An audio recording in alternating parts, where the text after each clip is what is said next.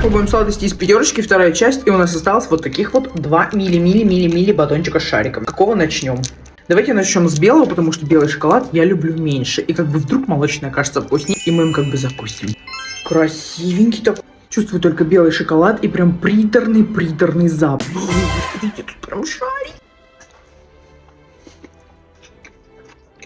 Это очень вкусно, необычно. Вот эта вот прослоечка, она такая йогуртовая, она такая нежная. Это очень прикольно, это 10 из 10 однозначно. Следующий у нас вот точно такой же, только батончик в молочном шоколаде.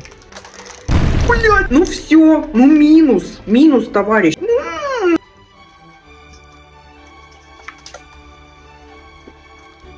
Блять, за то, что он весь рассыпался, засрал мне весь комод, мы поставим ему 6 из 10. Ну, потому что, ну, как бы это очень нехорошо. Так, батончики очень вкусные, очень прикольная задумка, но стоит все-таки дороговато. Обязательно оформляйте подписочку. Маме вернулась, маме на базе.